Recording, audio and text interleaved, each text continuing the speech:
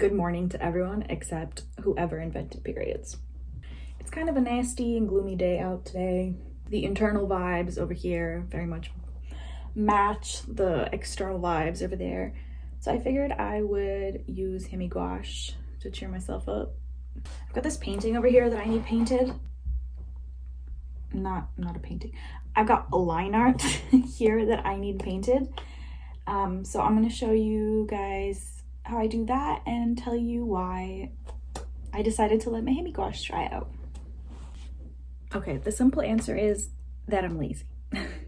And I was not going to spend time and energy every time I painted on re-wetting the paint. But I also, through this, kind of realized that I really enjoyed the paints as watercolor more. I wouldn't say it's the best watercolor experience, but they're huge and they're gonna last me forever. And like, you can't beat that. The paints themselves, I can't speak to how well they work as gouache because I've never tried any other type of gouache. All I know is that I wasn't very motivated to use them as gouache because of how frustrating certain things would be.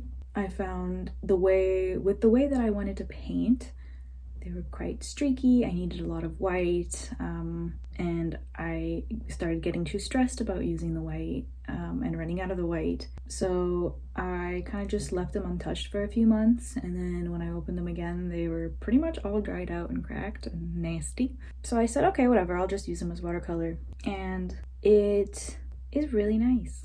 I recommend it. Obviously, it's still gouache, so the colors end up being a little bit more opaque, but the tones to them are really nice. If you're too lazy to really like mix colors, this is a perfect palette. Also, I literally never think about when I use them or how much I'm using, because if you use these as watercolors, they're gonna last you forever. Like, I'm pretty sure that's not an exaggeration. They will last such a long time. And I think if you are a beginner and you're gonna buy like cheap, nasty dollar store watercolors, you might as well just pay a little bit more and get these. You'll never run out, and you'll also have gouache to play around with if that's what you want. But also, I think you could buy yourself like a cheap plastic palette, and you know, while these paints are still wet, just dump like each color into the palette and then let those dry out so that you could have both options: a little bit of watercolor, a little bit of gouache, or a lot of gouache, whatever. So I've been using these paints a lot more, especially in practice sketchbooks or on like paper that I don't really like or that's not really that fancy, and so I don't want to use my better watercolors for that. Anyways, so now that you've gotten an idea of, you know, how I use these paints as watercolors, let me show you a couple of more things that I ended up painting with it. So I painted this kind of cottage in the mountains inspired one in a sort of similar way that I painted the previous painting, and I think the colors and stuff turned out really nice. And the best part is that the paints in the Hemi palette, if you use them as watercolor, they come out really bright, just as bright as if you're using them as gouache. So like there's a bunch of like pinks and stuff here that I used that I, you know, only needed a couple little strokes to get a little bit more vibrancy. Okay, let's get my other sketchbook out. So this sketchbook does not have proper watercolor paper. I'm pretty sure there's like no sizing or anything, so the paint just kind of absorbs into it so fast and it's not fun, but I still use it because, again, I don't care because there's so much of it. And this is how that turned out. And you can see it's more opaque. It's got more of like a gouache sort of pastel white muted tone to it, but it's how I like it. Did I paint anything else?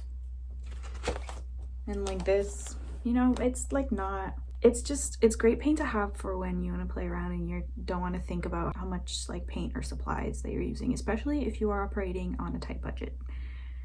So, but yeah, I don't love the way that the final thing turned out. It's okay. It was pretty much just a test